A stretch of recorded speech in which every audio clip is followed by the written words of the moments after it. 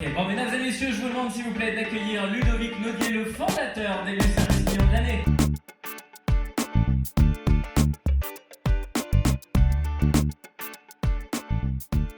C'est la 5e année. C'est Chloé Beauvalet qui occupait la fonction de directrice des services et de la relation client au PMU qui avait enclenché cette inscription. Et puis voilà, depuis on poursuit avec grand plaisir et grand bonheur. Grand bonheur parce que quelques succès quand même. Il y a deux éléments, effectivement, il y a la phase d'audit qui est très importante parce que nous, on fonctionne vraiment en mode campagne, comme lors d'un temps fort, très auto-centré sur nos pratiques de relations clients.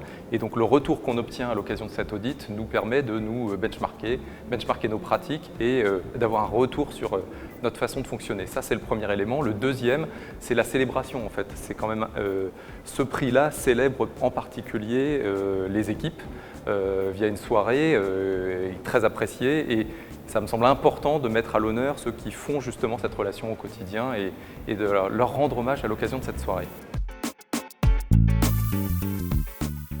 Alors cette année, on a travaillé sur nos outils beaucoup, puisqu'on a déployé un nouveau CRM, ce qui fait qu'aujourd'hui on a un CRM unique et assez sophistiqué pour faire de belles choses. On a déployé aussi un nouveau système de distribution d'appels, donc on a révisé en profondeur notre outillage. Et puis on a beaucoup travaillé sur le sujet même du télétravail, cette possibilité de télétravail, alors un peu poussé par cette crise forcément, mais ça nous a amené à réviser aussi tous nos modèles managériaux et notre mode de fonctionnement avec les équipes. Ça, ce sont à peu près les grands projets de cette année. Beaucoup d'animations. Alors tous les ans, on reproduit des techniques d'animation assez classiques et surtout, on travaille de manière très collaborative avec les conseillers. L'idée, à l'occasion de cet audit et de ce temps fort, c'est vraiment de se reposer les bonnes questions, prendre un peu de recul par rapport à nos pratiques et le faire de manière très collaborative avec nos conseillers. Donc on organise des groupes de travail qui nous permettent de réviser nos process, nos modes de fonctionnement, nos modes opératoires avec eux, et je pense que ce côté très inclusif favorise justement cet esprit de challenge et donc aller chercher ce prix.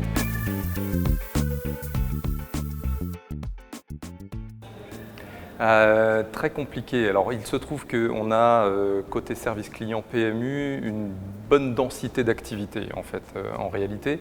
Donc cette incertitude ne pèse pas forcément là tout de suite au quotidien, c'est plutôt le business de l'entreprise qui pourrait poser question, très compliqué de prédire ce qu'il va se passer. Force est de constater que pour l'heure, nos clients sont plutôt au rendez-vous, qu'ils ont besoin de nous et que du coup le sujet de la qualité du service qu'on leur rend reste quand même la préoccupation principale dans les esprits de tous.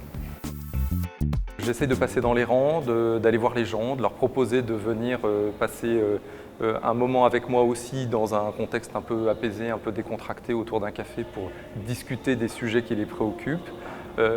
Voilà, une posture d'ouverture, une posture de contact pour aller chercher justement toutes ces petites informations qui permettent de comprendre où se situent les difficultés, de quelle nature elles sont, et puis essayer de proposer des remèdes.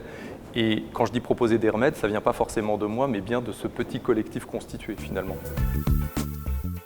Ma source d'inspiration professionnelle, clairement, le fait d'aider les gens à avancer professionnellement. En fait, moi, je pense que je suis plutôt fait pour les sciences molles et ce côté travailler avec les gens, au service des gens pour les aider à avancer, c'est mon moteur du quotidien très certainement. La musique, beaucoup la musique rock en l'occurrence. Ce qui est important, c'est de bien cerner ce que sont les compétences et les aspirations de chacun. Donc passer beaucoup de temps avec les équipes pour comprendre ces éléments-là. C'est à cette condition qu'on arrive à positionner les gens sur des sujets sur lesquels ils ont eux-mêmes des chances de succès réelles et donc cette possibilité d'avancer, en fait, de franchir des paliers, d'y prendre du plaisir et c'est essentiel de prendre du plaisir dans son activité si on veut espérer qu'elle soit efficace dans tous les sens du terme, en fait. Le poste de prévisionniste et de reporting, enfin le métier qui consiste à manipuler toutes les métriques, toutes les données d'un service client parce que c'est la pierre angulaire qui permet de bâtir les plans d'action et notamment les plans d'action de production. Or, on sait très bien que la joignabilité, l'accessibilité, bref, le sujet du capacitaire, c'est l'élément, sans doute le premier élément important dans la construction d'un service client de qualité. Et donc n'oublions pas ces gens qui, un peu dans l'ombre, passent beaucoup de temps à cruncher des données qui sont absolument essentielles pour comprendre ce qui s'est passé et prévoir du coup un peu mieux l'avenir. Petit. Petit, très vite, dès mon premier emploi, en fait, j'ai découvert ce monde-là, sans trop savoir de quoi il s'agissait, bien entendu. Et je me suis vite pris au jeu par conviction que, en fait, cette relation client, et notamment le sujet de ces centres de contact et de ces conseillers clients qui, au quotidien, créent cette connexion émotionnelle avec les clients, était absolument clé dans une stratégie marketing.